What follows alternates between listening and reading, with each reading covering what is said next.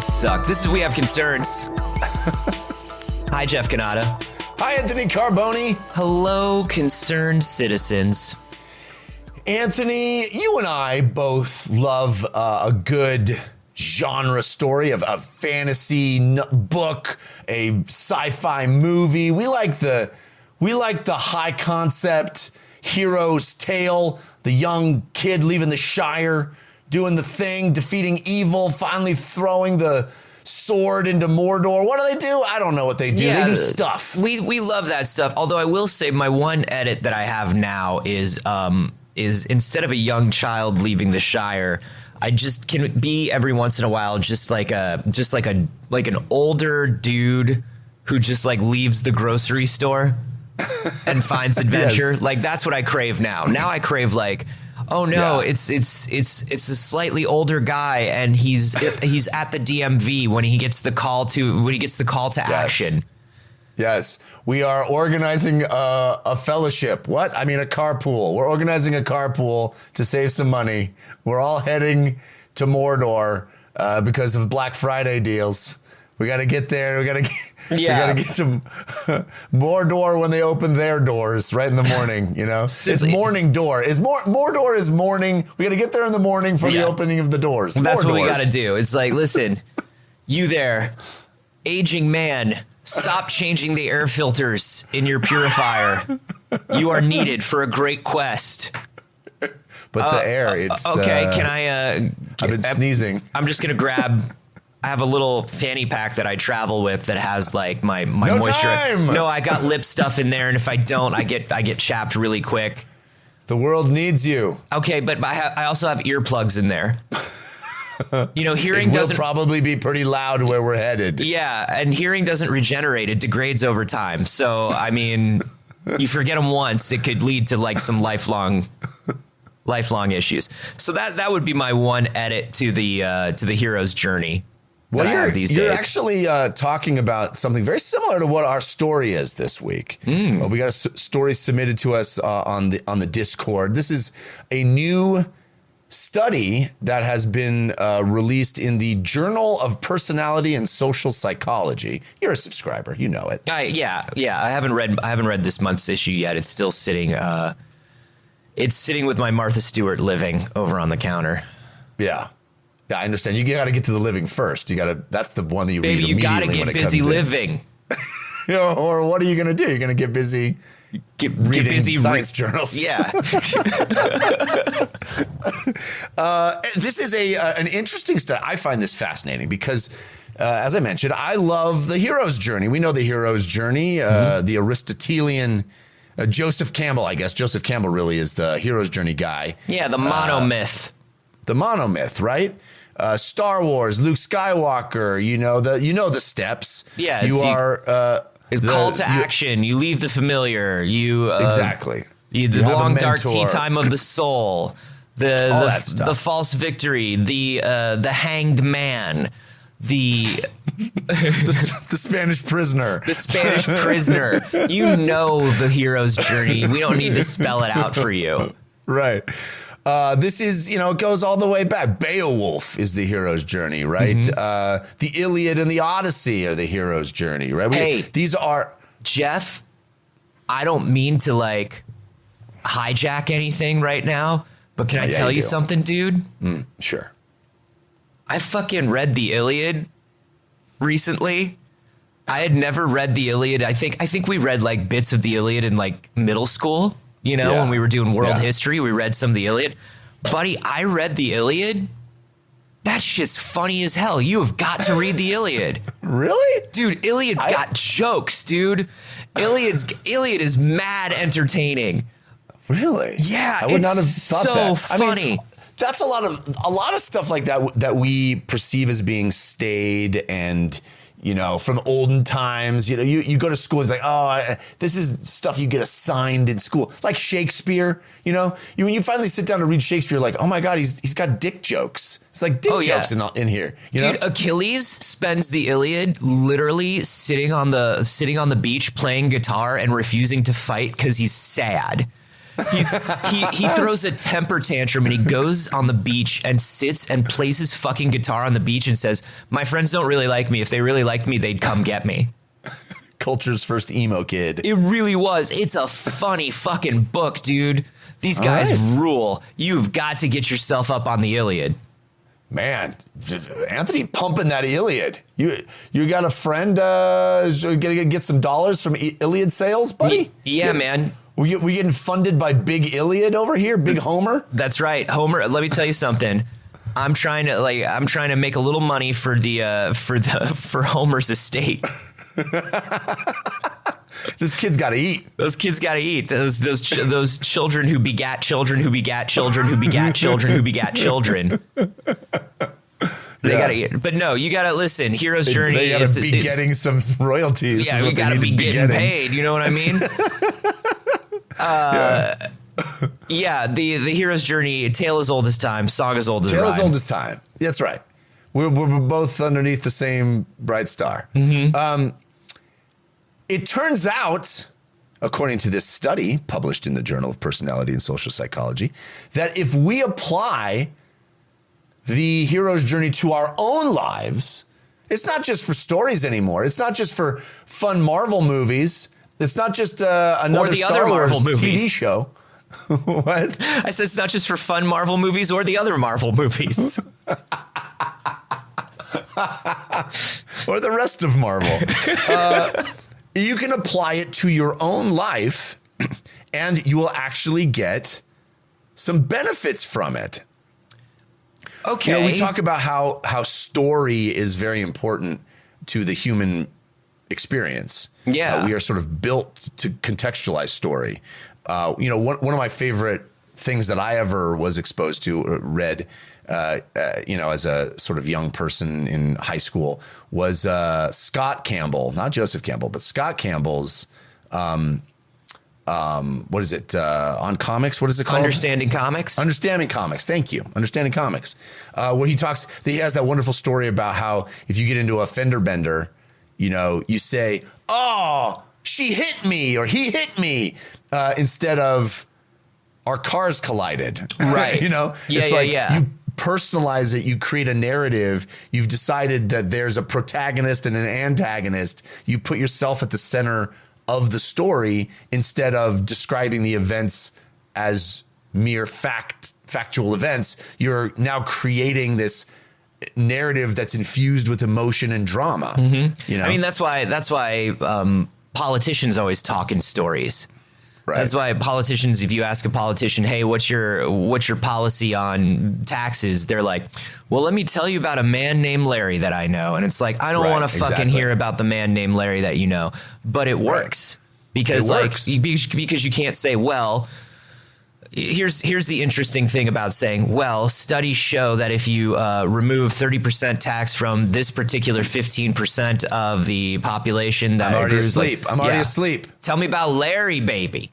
Give me some Larry action. I'm here for Larry." Yeah. Scott McCloud talks a lot about that stuff in Understanding Comics, where it's like, not just that, the idea of pareidolia, where like we see human faces and everything. Like we want the human story. We want the whole thing. Yes, that's right. And there seems to be something that is primal, that is innate about what Joseph Campbell identified back in 1949 with the hero's journey, right? There's something that really speaks to a fundamental yearning that we have. This is why we seek out that story over and over. No matter how many times you've seen it, we always are drawn to it again. And that's why, you'll see a lot of screenwriting books where like, "Hey, just do this. Just use these simple steps." You'll see a lot of movies that say, "Hey, we're just going to do this."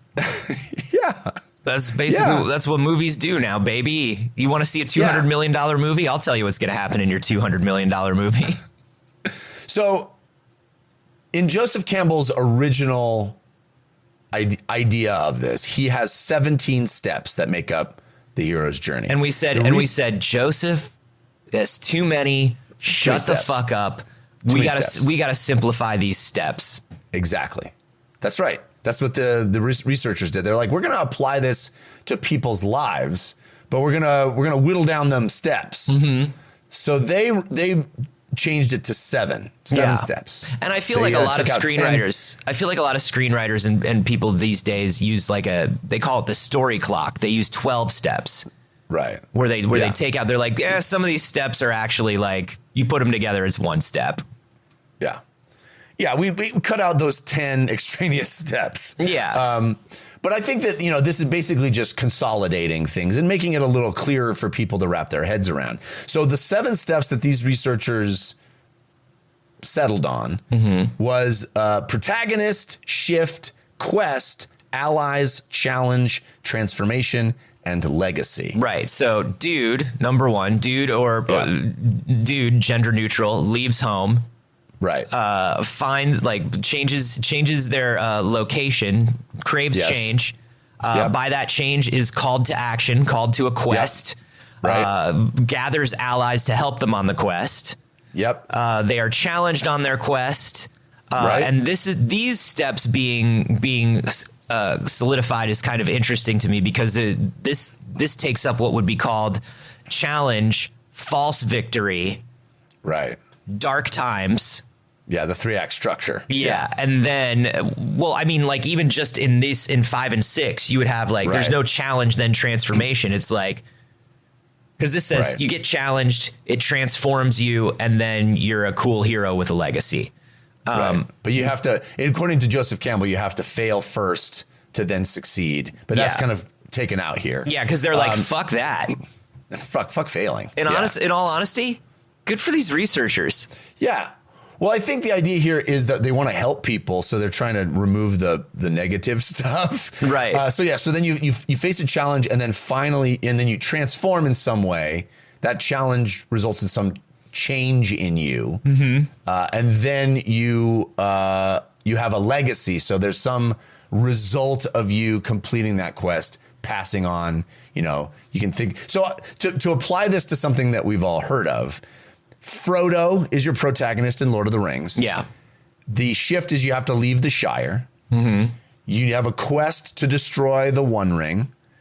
You find allies, Samwise Gamgee, Gandalf, the Fellowship. The challenge is all of the, forces of Sauron, right?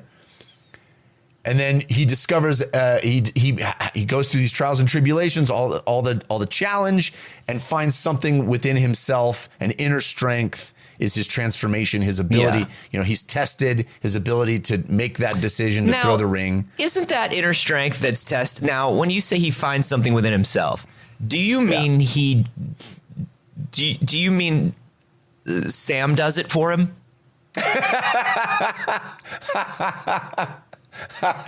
I guess that's the case in this particular. Spoilers for Lord of the Rings, I guess. Yes, I guess spoilers for Lord of the Rings, which has been out since World War II. But yeah, okay, but no, we'll go ahead and we'll say that Frodo did it. Frodo did it. And then he returns back to the Shire to see the result of his legacy, that the little hobbits can still live. Okay, now here, listen to this.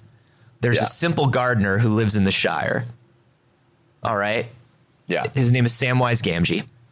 Yeah. And his buddy has to go run an errand, and he says, I'll go run the errand with you because I'm a good friend. It turns out it's a really intense errand. They find some friends to help them on the errand. Samwise's friend cries like a baby the whole time. Yeah. Sam carries him literally. Yeah. To do the simplest thing in the world. To simply toss something. To simply throw something away.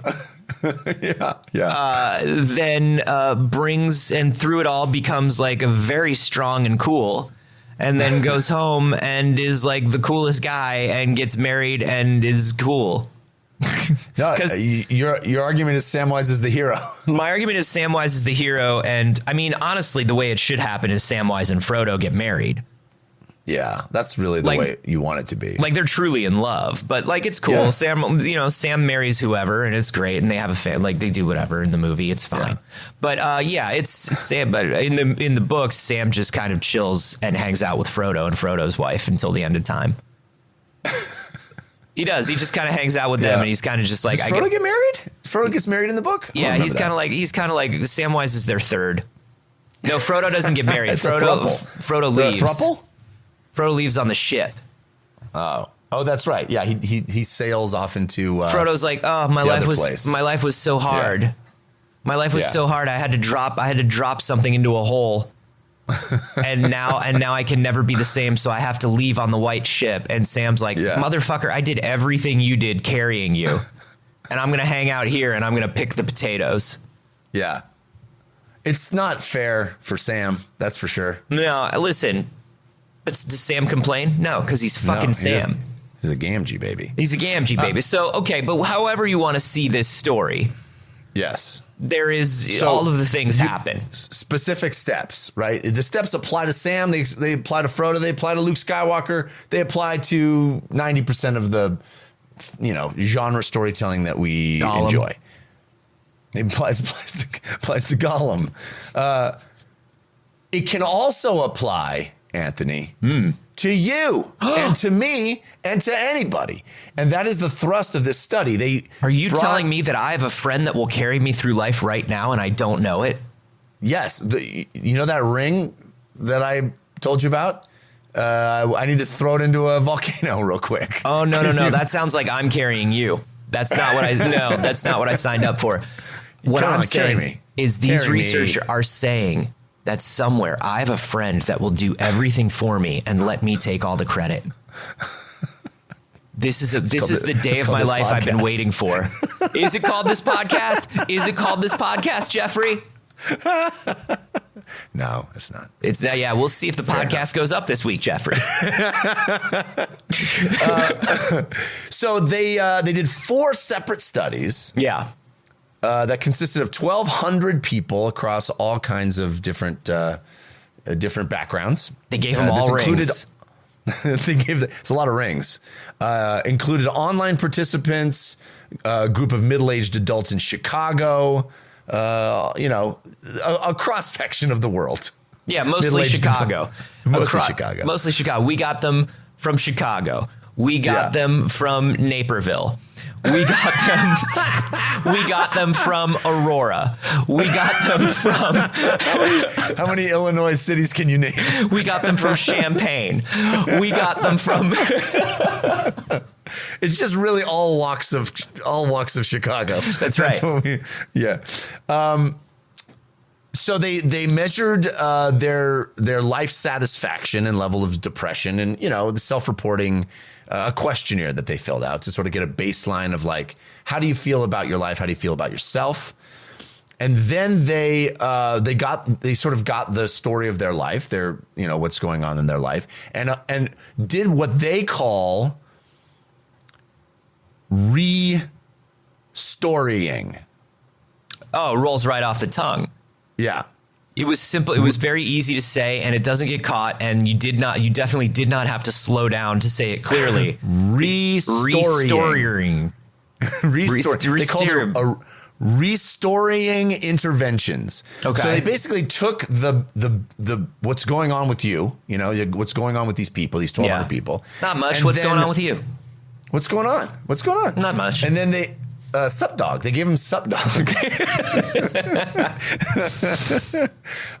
And they applied these 7 hero journey steps to their life. So, for example, you have a young woman who might move to a new city. That's a shift. Maybe you're moving to Chicago. I don't know. Could be any city. Or Naperville. Maybe it's or Aurora. Or Champaign. Yeah. She develops an idea for a new business. That's the quest. Mm-hmm. She seeks support from her family and her new friends. It's even deeper dish pizza. That's right. The deepest of dishes. It's like, now it's like you thought pizza was deep dish before. Get absolutely fucked.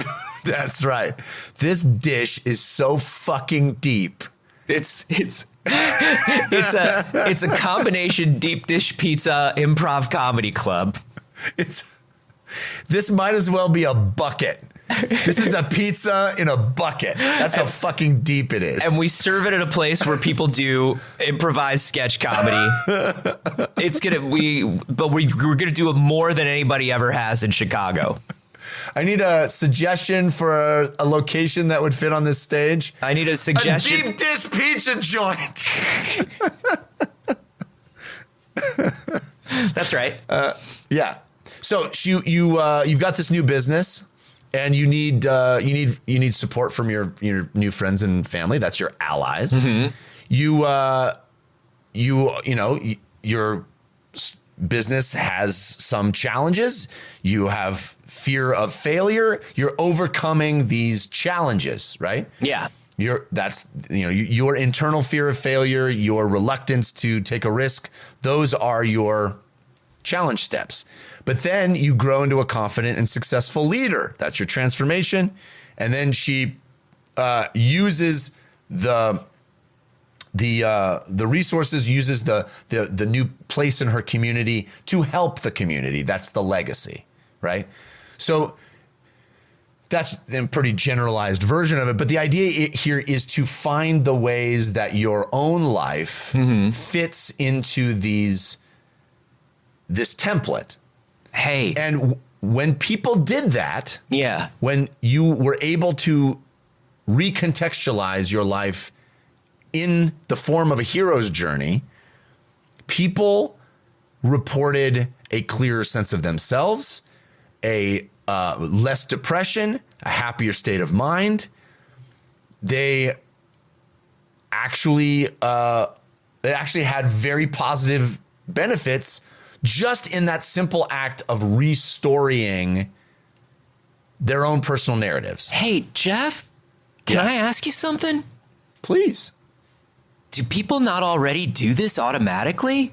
Oh, interesting. You already think of yourself. I mean, I think people think of themselves as the hero of their own story, but I don't know if they actually apply the specific steps. Really? Yeah. Huh. That's okay. So listen, thinking of yourself. Okay. So I'm sure everybody who's listening has thought, has at least thought this, like when you first brought up the headline and you were like, be the hero of your own story. I'm sure there are a couple things that people thought of, which is like, for the first one is ego. Is it egotistical to do this? Is this main character thought, right? Like we hear about this all the time on the internet. It's like, oh, this person thinks they're the main character, blah, blah, blah. I'm sure that's something that people think about. But I also thought of like, yeah, I already think of my life in story terms like this. And even when I'm having bad times, I'm like, when I look back on this, I'm going to look back on this as the time where this horrible thing happened. And when I'm telling the story of how I got out of this, this is the story I will tell. Like I do that already. That's interesting. I don't think I do. I mean, I certainly obviously cast myself as the hero of my own story, right? Everything is happening to me and it's about me. And if you are, if you didn't drive through the yellow light and I'm late, you are trying to make me late, right? Yeah, I think we all do a little bit of that. Person in the other car. Yeah. So this idea of like, oh, it's all happening to me. Oh, why? Why did it have to rain today? It's happening to me. It's like, that has nothing to do with you, the rain. But I don't think I think of it like I am going through the challenge that will transform me and make me into, allow for my eventual triumph and allow me to have a legacy. I don't think of it in those terms. I don't think. I think about legacy so much because, as you know, I sort of think legacy is bullshit. I think human lives are a blip that sort of don't matter on an infinite timeline. But when I think about I do think about what is my happy ending? Where do I end up? And it's not necessarily, there's not one necessarily be all end all happy ending for me, but there are certain goals that I think about where I'm like, oh, and by the time I'm old, I will have reached this, or I will have done this sort of thing. And I do think about oh, this is the part where like when I'm telling the story later on, I'll be like, and then I had this really shitty year. And this is what happened during the shitty year. And this is how I got out of the shitty year. And I think for me, it's amazing. It's one of the only ways that I can plan. Like, if that makes sense. Because if you ask me to like sit down and time block a calendar or something, we've talked about this. I'm not very good at that. But if you ask me where I want to be and, you know, how long I think reasonably it'll take to be there, I can sort of tell you. And then if I do that, I can go back and I can be like, well, at this point in the story, I should be good at this, or I should know this, or this should be happening. That's interesting. And so how do I make that happen to make this fit into the story structure? I don't think I work like that at all. I don't think but maybe after knowing this, I will attempt it. The most interesting thing about this study, I think, is that they identified two major steps that actually help in your well-being, your overall well-being. Identifying the 7 elements in your life. Wind, and then water, fire, air, heart. Yeah, right. Love. The identifying the That's 7 right. elements. Wind and air are 2 different elements. Of course, we all know that. One is air, the other one is wind. It's blowing. Duh. So you got to identify those steps, those hero's journey steps, and then connect them together into a story. So they actually conducted an experiment where they just had people go, hey, look at these, you know, these beats, apply them to your life. Go, oh yeah, I'm the protagonist. Okay, that's me. Yeah, I moved to Los Angeles. You tell the story. I did this thing. I took a risk. I found you can do it, but that just identifying those things in your life doesn't work unless you tell it in a story. So you have to connect it together into a coherent story. They said only doing one or the other. So you can tell a story. If you tell the story of your life, you can do that. But unless you apply it to the hero's journey, it's not as effective. And if you just look at the hero's journey but don't tell it as a story, it's not as effective. So doing one or the other without linking them together didn't work. It only is when you identify it and then tell your story in this arc. Yeah, that I super do this. I super do this. That's really funny. Interesting. But I think for me there are downsides, right? Like I think that there are, and this is something that I talk to when I talk to my therapist about this sort of stuff. The two things that the two dangers of this, I think, are number one, magical thinking. Yes. You got to be very careful about magical thinking. You got to be careful about I get off the bus in Los Angeles and in 2 years I'm a movie star. And then 40 years later, you're not a movie star and you're not flexible enough to give up on that. And you sort of think like, and this is the part, or the bit where you think, well, this is the part of the story where I'm down on my luck, but everything changes. And then you wait for the magical thing to happen. Right. That's problematic, I think, is one of the issues with it. Not to pull in a completely different story, but our Discord, somebody did submit a story right around the same time of I think it was maybe Jeff Eccleston. Anyway, somebody submitted a story. I'm just saying. Oh, you're just saying. Do you want to say anything about his book, The Universe in a Cookie? It's a fantastic book, and it comes out next year. It comes out 2024. What a and fucking... it'll be, I think you can pre-order it now. I'm not sure. Dirt bag. Anyway, the two of you are just dirt bags. The story is about how people who believe in The Secret, which is sort of that magical thinking, like the people who believe in The Secret manifesting. I live in the city of manifesting, Jeff. You know this. Los Angeles is Manifestation USA. Right. But the people who fundamentally believe in The Secret are like 75% more likely to declare bankruptcy. Yeah. They're like they're more likely to be swindled. They're more likely to make bad financial decisions. It's not great. It's not a great state of mind.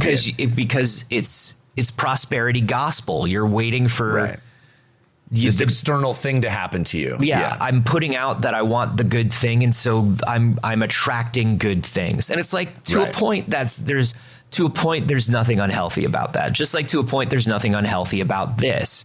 As long as you're applying it the way they genuinely want you to and mean for you to, right? Yeah. Like I can't say this is the tough part of my life right now, and when I look back on it, this is how I will tell the story, and then not do anything, right? I can't not do anything myself. The story, the whole point, I think the point of this is when you talk about the protagonist is somebody that takes action, does not just have actions happen to them. So part of it is, yes, horrible things happen to the protagonist and the protagonist perseveres. But the way the protagonist perseveres is by, being smart or resourceful and working with his friends and putting the work in that they need to put in, seeing the plan, coming up with the plan. Right. Changing, transforming, doing something. Calling Samwise Gamgee, having Samwise Gamgee do it all for you. Carry you. Yes, exactly. And it's interesting to me that you identified that magical thinking thing, the sort of danger side of this coin, because buried in this article is something they kind of frame as being a positive, but I think completely leads to this, because it says this restoring intervention, they say it increased participants' tendency to perceive more meaning in general. Now listen to this. It says, for instance, after retelling their stories according to our prompts, people were more likely to perceive patterns in seemingly random strings of letters on a computer screen. Nope. That's what I'm talking about. That's a little worrisome, right? And they're framing it like, isn't it cool that people like see more meaning and patterns in their life? It's like, well, to an extent. To an extent, yes, it's cool. It's cool that you can be like, man, isn't it neat that things kind of fell together this way? Who would have thought? It's okay to be like, hey, because sometimes recognizing that stuff is good, right? Like recognizing, hey, every time I do this in my life, something good tends to happen. When I take the big risk, it tends to pay off. Or, isn't it funny how I got my current job by this string of people that I randomly met through other people, and like they've been around my whole life. Isn't that wild? It's cool to see things like that. But when you're like, hey man, I think I can see through the lottery. Right. Yeah. Or the like, oh, this means this, this random person that I met means something. I think it gets worrisome to me when you apply meaning to something. I see that a lot. I see that a lot here, where it's just like, it's crazy that I met this person and they must be the key because they were talking about this same thing too. And it's like, they were talking about how it rained last week. Yeah. Well, because it rained last week and it doesn't rain here very often. A lot of people were talking. It's like, but we were both talking about the rain at the same time, and it was so crazy. And then it turns out that they do something similar to what I do, but it's not the same, but it's similar. And it's like, whoa. And they only needed $10,000, and so it seemed like a sign I should give it to them. Yeah. And I mean, that's a little, But here's where I think this story is awesome, and I think can totally be actionable, and you can apply it to yourself. I think that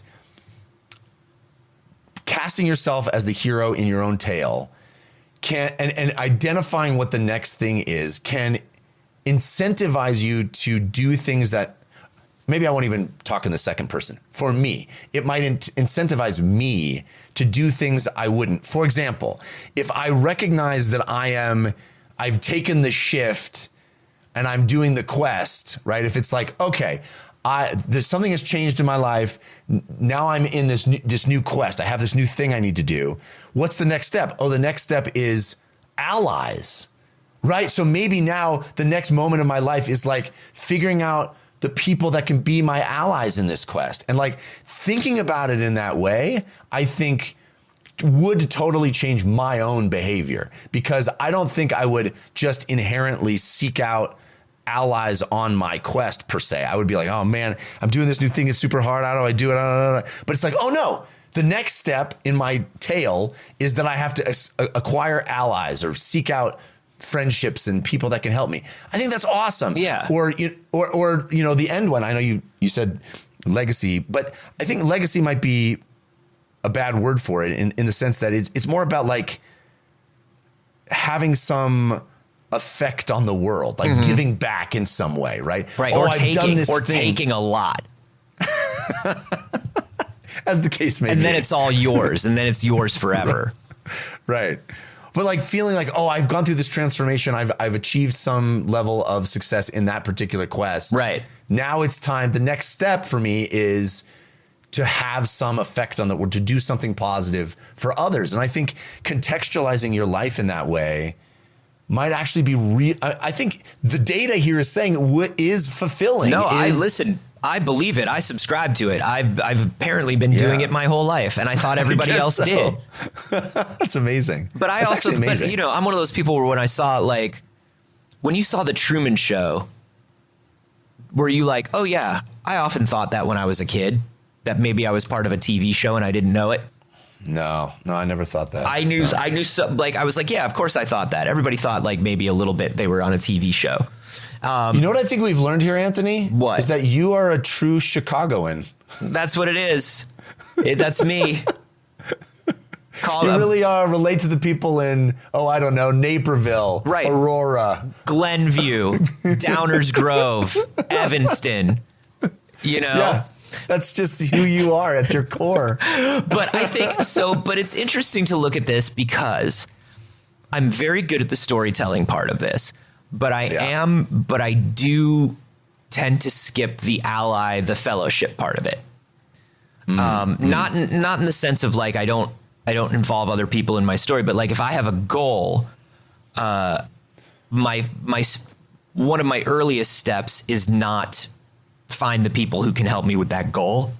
My step is throw myself into the goal, work as hard as I can, try to make the goal happen for myself. And then really only like, okay, well, I mean, maybe I'll need to involve somebody in this. Like maybe I do need to grab some help for this. Like I don't think about it as a team effort from the beginning as much, which is something that I probably need to do more. I probably need to like at the beginning of a project or at the beginning of a goal, be like, okay, who can I get together with? Who's like, because even with simple things in life, like they tell you, we've talked about accountability buddies on the show before, where it's like you do things, you're more likely to do things if you're doing them with other people, or if like you have to tell other people what your progress has been. And I don't naturally do that as much. And like looking at the, the story wheel here, it's like, I got to do that more. That's the part that I'm weak on. Yeah, and I think maybe thinking about it in that way of like, okay, I'm in this spoke of the wheel. The next spoke of the wheel is allies. Like that's just the next natural progression state. It's not even about like, oh, maybe that's the next step. Yeah. I just think, I don't know, there's something about that. Because I try to skip right to challenge. Yeah. Just sit and challenge for a long time. Yeah. I sit and challenge for a very, very long time. Just banging my head against the wall, being like, I'm not getting much farther in this thing. I should ally before I challenge. Ally before you challenge, baby. That's what you got to do. What do you think? What do you? Well, you were saying that you don't really do this very much, but like, no, I want to start doing it. I mean, I think, I don't think in these terms at all. And I want to start applying this because I feel like this is such a simple little mind hack. I mean, I hate using that term, but it's a simple thing to sort of reorient your thinking. And it's something that is so familiar to me, right? As somebody who loves this stuff and is completely obsessed with, fantasy storytelling and video games and movies and TV shows and genre stuff. I feel like this is in my DNA already, right? It's something I know very well. Well, I think we a few years ago, everybody got very into the idea of gamification, right? Yeah. And the idea of like things like chores, habit RPG and things like that, that were just like, hey, do this thing where you give yourself experience points or like an achievement when you do things enough. Right. And the problem with those things, I think, is like, you immediately said chores. Because I think the problem with the gamification thing is it forgot that there's an underlying thing in most games, right? Like, yes, Dungeons and Dragons is about XP and leveling up and all that stuff. But there's an underlying story. And without the underlying story, you're just being like, it's no different than giving a kid a gold star on a chore chart. Some kids that doesn't motivate because they don't give a shit about gold stars. Right. They mean nothing. You have to ascribe meaning to the gold stars. And so I think the gamification thing was just part of this. Like, there needs to be the story, there need to be the goals, the things that you're working towards, and then those gold stars are like, the little achievements along the way. Otherwise they're meaningless. And that's why like you don't hear anybody talk about gamification anymore except for like social media app designers who want to destroy our brains. Right. No, I think you're so right. I think you hit the nail on the head with applying meaning, right? I feel like that's what this restorying intervention idea is about, is applying meaning so it doesn't feel so disconnected. Like being stuck in the challenge place can feel overwhelming and lead to depression and lead to all kinds of negative thinking. But if you're just recontextualizing that and applying meaning to it, it's like, oh, this is a spoke in the wheel. This is a part of the overall story that is necessary, right? I have to go through the challenge part to have to have the transformation, to get to the, like all of that stuff, I think is how it feels better. It's like, oh, the world is dumping on me. I am a woe is me, right? Because of how hard things are. Mm-hmm. No, there's meaning in that. Frodo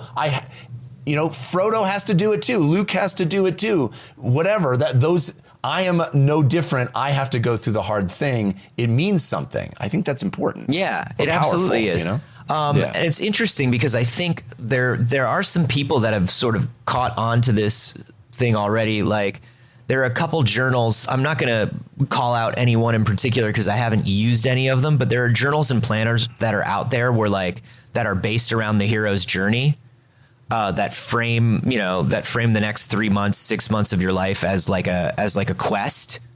Yeah. And show you how to plan it as a quest and figure out how to do it as like a thing like that. And I think that sort of thing can be very, very helpful. And might be something worth trying for anybody who wants to sort of recontextualize and restory their life. Maybe, I don't know. If you look up it, I'm going to do this. I think it's amazing that you do it inherently. I think it's amazing that I do it inherently, but I also think that it's a bit egotistical that I do it inherently. And but that's okay because years and years of therapy have taught me how to do it in a much healthier way than I did it when I was in my 20s. Yeah. I mean, I think it's awesome, and I love this kind of thing. There's certain stories that we come to. I mean, often we talk a lot about scientific breakthroughs here and there that I think are going to have positive effects. This one seems so simple and so easily actionable. Like, you don't have to buy anything. You don't have to go anywhere. You don't have to do it. Like, all you have to do is just kind of think a little bit differently. And I think that's really easy in a certain sense. It's like, I already know how to do this when I watch a movie. I already enjoy this. I feel like this is such a cool little thing that can have real benefit. I genuinely am surprised that you don't think this way, because of the dungeon master of your life, and because of like the movie critic of your life and the game critic of your life, where it's like, it's interesting that you I don't know, but also like, I've never asked anybody about this. So I guess I just assumed that everybody thought this way. Yeah. And I am no less egotistical than you. I am certainly a narcissist in my own way. Yeah. I would assume that I would have already gotten to this place. But not like in a better way than me. I mean, not like in a better, like a different, we'll say different, but not better. Well, sure. Okay, whatever you need to tell yourself. All right, all I'm saying is that I already am restoring, and like you haven't even started yet. So It's true. It's true. It's true. So eat shit, dude. Sounds like you are my challenge right now. Yeah, it's me, Smaug. Let us know how you feel about this, or if this is the way. I'm genuinely interested to see how many people naturally think this way. I am too. It's kind of a revelation to me that somebody would already fall into this pattern, this template. I think that's amazing, and maybe I'm the outlier. Maybe more people do it than I would have ever guessed. Who knows? We can find out though together, either on the Discord, which is a great place to hang out, and you can hang out with us and chat about it on the Discord. It's a lovely place. We don't just talk about episodes; we talk about all kinds of stuff. Yeah. By the way, Pretty Good Omen is the one who sent the story in, and I don't know if you're aware of this, Anthony, but this is like the second or third Pretty Good Omen story we've done recently. Whoa. I think we're getting real close to Pretty Good Omen getting a nickname. Right, but you're not the arbiter of that, and I am. Okay. But if you do want a nickname, like Pretty Good Omen might be getting soon. I don't know. We don't want to who knows? Who knows? You can suggest stories there. People are talking about games and movies and books and all kinds of stuff there. We're keeping each other accountable for life decisions and things. It's a really good place to be. And if you want to join, all you got to do is head to patreon.com/wehaveconcerns and support us at $1 or more a month. It's amazing. It's so fun to be part of that community. And if you have a little extra scratch to send our way, you get some other cool stuff. You get bonus content, bonus videos, extra episodes. It's great. Patreon.com/wehaveconcerns. Gotta fund my trip to a volcano. Should just sell the ring. Just sell the ring. No, the ring has to go in the hole. Oh. It's a whole thing. Please do carry me though. You're taller.